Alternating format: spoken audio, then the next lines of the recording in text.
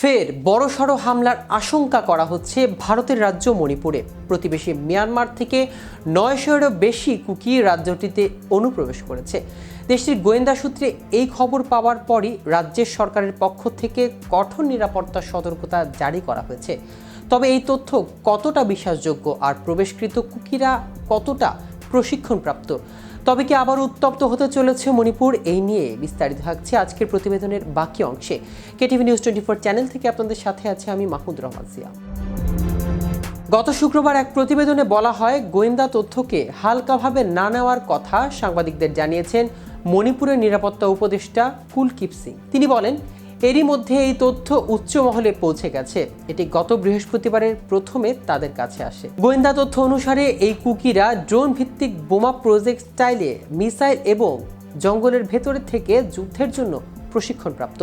মণিপুরের নিরাপত্তা উপদেষ্টা কুলদীপ সিং বলেছেন, যতক্ষণ না পর্যন্ত এটি ভুল প্রমাণিত হচ্ছে ততক্ষণ পর্যন্ত আমাদের বিশ্বাস গোয়েন্দাদের এই রিপোর্ট 100% ঠিক এবং এই হুমকি প্রতিহত করতে আমাদের প্রস্তুত থাকতে হবে। কুলদীপ সিং আরও জানান, যদি গোয়েন্দা তথ্য সত্যি না হয় বা যতক্ষণ না আমরা এই নাশকতাকে রুখে দিতে পারছি, কেউই সেটাকে হালকাভাবে নিতে পারবে না। মুখ্যমন্ত্রী বীরেন সিংয়ের অফিস থেকে এই গোয়েন্দা সতর্কবার্তা বলা হয়েছে। এই কুকিরা 30 জন সদস্যের ছোট ছোট গ্রুপে বিভক্ত হয়ে রাজ্যের বিভিন্ন এলাকায় ছড়িয়ে পড়েছে। সেক্ষেত্রে 28 সেপ্টেম্বরের মধ্যে মেইতি অধ্যুষিত গ্রামগুলো সমন্বিত আক্রমণ শুরু করবে বলে আশঙ্কা প্রকাশ করা হচ্ছে। সেক্ষেত্রে কুকিদের লক্ষ্যে চূড়াচাঁদপুর, তেংনৌপাল, উখরুর, কামজং, ফেরজিয়াল এলাকায়। ইতিমধ্যেই মণিপুরের নিরাপত্তা সংস্থাগুলো রাজ্যের ড্রোন ব্যবহার করে একটি স্ট্যান্ডার্ড অপারেটিং পদ্ধতি স্থাপন করেছে। সে অনুযায়ী কর্তৃপক্ষের অনুমতি ছাড়া কাউকে ড্রোন বা এই ডিভাইসগুলো উঠতে দেওয়া হবে না। গত বৃহস্পতিবার ইসফল পূর্ব জেলার পার্বত্য অঞ্চলে ভারতীয় সেনাবাহিনী ও মণিপুর পুলিশের সঙ্গে যৌথ অভিযান চালিয়ে বিপুল পরিমাণ ইম্প্রোভাইজ এক্সক্লুসিভ ডিভাইস উদ্ধার করার পর গোয়েন্দাদের পক্ষ থেকেই সতর্কবার্তা দেওয়া হয়েছে।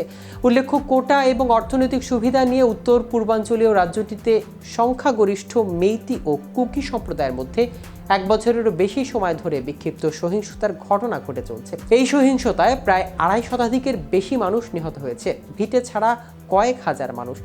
এদিকে মোদী সরকারের তৃতীয় শাসনকালে 100 দিন উপলক্ষে সাংবাদিকদের সম্মেলনে কেন্দ্রীয় স্বরাষ্ট্রমন্ত্রী অমিত শাহ দাবি করেছেন, মণিপুরে পরিস্থিতি স্বাভাবিক হচ্ছে এবং মুখ্যমন্ত্রী এন বীরেন সিং পদত্যাগ করছেন না।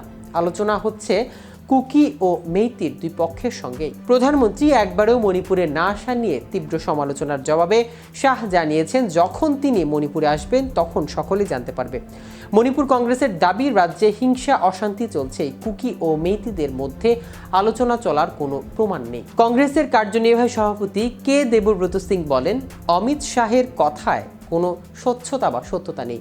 কুকি ও মেইতিদের মধ্যে শান্তি ফেরাতে বাস্তবে আলোচনা হওয়ার কোনো প্রমাণ নেই। তো দর্শক, আজ এ পর্যন্ত। নিত্য নতুন সকল আপডেট পেতে কেটিভি নিউজ 24 এর সাথেই থাকুন। ধন্যবাদ সবাইকে।